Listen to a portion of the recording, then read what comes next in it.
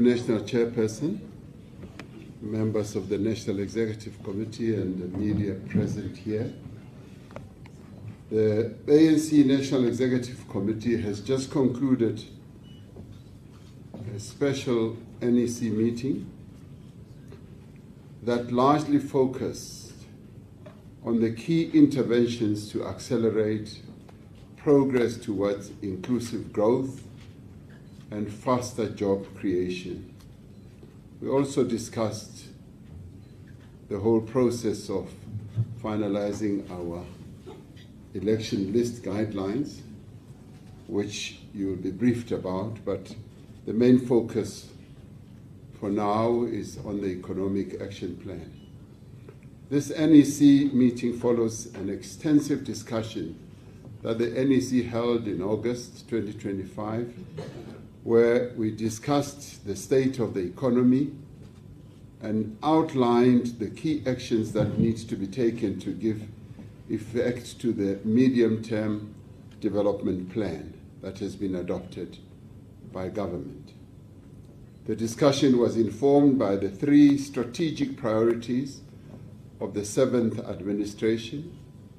Firstly, to drive inclusive growth and job creation, and secondly, to reduce poverty and also tackle the high cost of living, and thirdly, to build a capable, ethical, and developmental state. We are, in discussing all these matters, guided by the resolutions of the ANC's 55th National Conference of December 2022, as well as of December 2024, and the Provincial Elections Manifesto that we have crafted, which reaffirmed our commitment to a fundamental transformation of our country's economy. The NEC reaffirmed our commitment to broad-based Black economic empowerment to ensure that we correct the injustices of our past and end the inequality of the present moment. As the ANC, we have identified specific interventions to advance the vision of the National Development Plan and the economic program of the government and the medium-term development plan. These interventions are intended to support government's proposed implementation plan on growth and inclusion, and which inform the annual performance plans of various government departments. In undertaking this work, we are not seeking to start from scratch. We have made progress over the last few years in advancing economic restructuring and transformation, and in improving our capacity to increase infrastructure investment, for which we have budgeted 1 trillion rand for the first time in many years, and in using public programs to support employment and livelihoods. We welcome in particular the progress made in resolving load shedding, expanding generation capacity, and establishing a competitive electricity market. We also have seen great strides in the progress that is being made in the logistics sector, including steady recovery in Transnet's performance. But the impact of this work is yet to be felt in our growth and employment figures. The intractable impact of poverty, unemployment, and the high cost of living on the daily lives of South Africans is unacceptable. The persistence of low-growth economic growth, severe unemployment, and the impact of global trade instability requires that we should take action. We must therefore accelerate the pace and massively scale up the efforts that we need to take. We will focus on implementation and delivery. So it is going to be implementation, implementation, implementation. Specifically, we have identified 10 priority interventions to reignite growth in our economy. The first intervention is to use electricity tariffs and investment in transmission infrastructure, that is the grid, to drive economic activity. Among other things, this means preferential electricity tariffs for ferrochrome and manganese, as well as steel. We will fast-track the transmission development plan to establish or to install 14,000 kilometers of transmission lines for our electricity grid. The second intervention is to accelerate the recovery of our freight and logistics sector.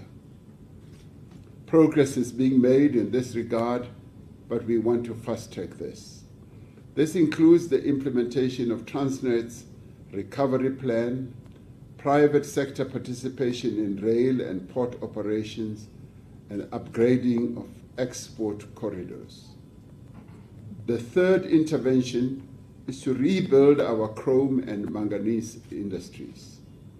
We will finalize chrome and manganese export tariffs, implement defensive duties on dumped imports, and expand alloys and battery precursor production. The NEC resolved that the fourth intervention must be to improve the capacity of the state to manage major projects. This is to address infrastructure delays due to weak capacity and fragmented coordination in making projects either bankable or projects to reach a state of completion. We will professionalize the project management cadre, establish a cross-government coordination unit, and ring-fence catalytic projects. These would be the big-ticket projects that we want to see established.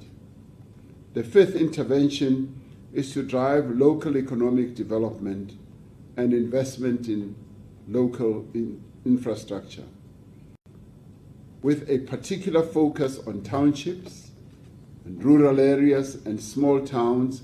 We will establish municipal local economic development technical units.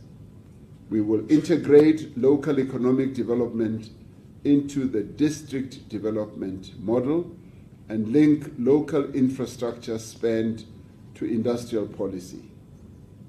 The sixth intervention focuses on labor activation initiatives, as well as public employment.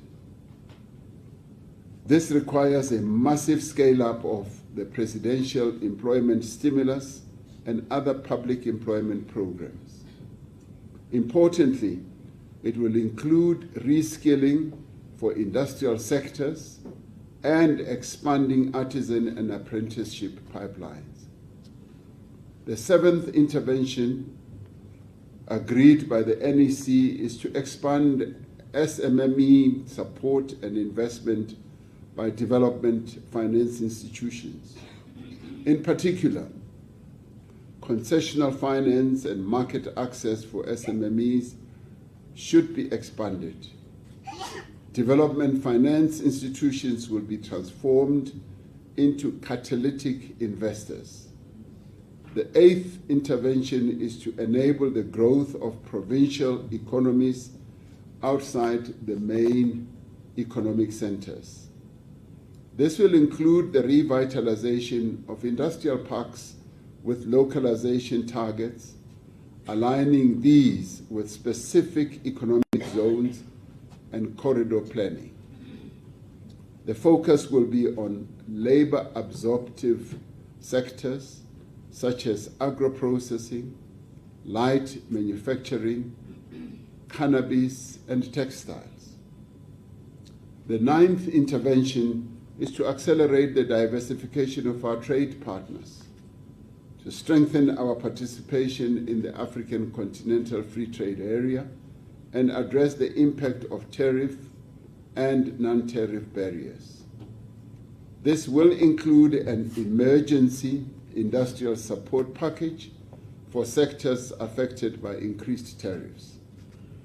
We will expand exports under the Africa Continental Free Trade Area, as well as exports to BRICS countries and indeed to other markets where we will be paying visits in due course.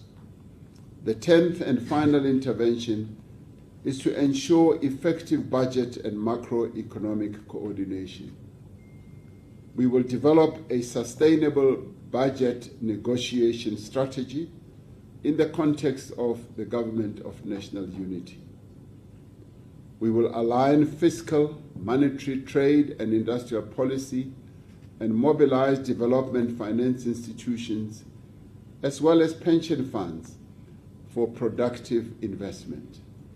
And in the course of this, we will, of course, want to develop and craft innovative financing models or processes that will enable us to have the financial resources to be able to finance the various infrastructure catalytic projects. These 10 interventions align with and support the work underway in all spheres of government. They signal the urgency and the intent of the African National Congress as we move rapidly to address the economic emergency that we currently face as a country. The NEC resolved that an economic war room should be established in the presidency to coordinate cross-government performance, monitoring, and publish regular scorecards on progress. Fundamental to the success of these efforts will be sound institutional governance. Professionalization and merit-based appointments are going to be non-negotiable. The ANC supports the implementation of the Public Service Professionalization Framework, ensuring that the public administration is skilled, ethical, and insulated from factional politics. The capacity of the state to deliver on projects requires serious engineering, financial and project management capabilities that need to be rebuilt. And we will want to focus on this at all layers of government, at national, provincial, and especially at local government level. We need to rebuild and reform state-owned enterprises to be effective developmental instruments. We are already seeing quite a lot of progress in a number of our state-owned enterprises as they are regaining their own capability and also attracting experienced and well-qualified people to come and work in there. The efficient and well-governed state-owned enterprises are vital to economic growth and also vital to our national competitiveness. Corruption corrodes competitiveness. We therefore insist on consequence management, lifestyle audits, and enforcement of integrity standards across the public sector. The SIU reports that are coming through are demonstrating that we are serious about fighting corruption, and they will be acted on. The SIU has made tremendous progress in addressing or helping us to address the spate of corruption that has been spreading throughout. Government reform is not only about compliance, it is also about restoring public confidence and trust and enabling the state to lead investment and industrialization effectively. Economic transformation is the moral and strategic mission of the African National Congress. With coordinated industrial policy, strong institutions, and an innovation-driven growth strategy, the nation can reclaim its role as Africa's industrial leader. And we should say that in this regard, many that we interact with globally continue to see our country as the gateway into the rest of the continent, meaning that our standing and stature is still recognized. We therefore need to strengthen this position. This requires social partnerships to raise the level of capital investment in strategic areas for growth, innovation, and overall structural transformation. The effectiveness of these interventions must be measured in factories that are opened, infrastructure projects that are embarked upon, and opportunities that are created for a new generation, and an increasing flow of investment, both international investment coming through and local investors demonstrating their further confidence in the economy of their own country. Transformation is not an event. It is a process of building capacity, building confidence, but also enhancing our sovereignty as a country. Through ethical leadership and collective effort, the developmental state will secure prosperity and justice for all. Arising out of our meeting this weekend, the NEC directs its employees at all levels of government to act swiftly to finalize economic interventions that will rebuild our economy through ensuring that their APPs are streamlined to achieve all the three priorities of the 7th administration.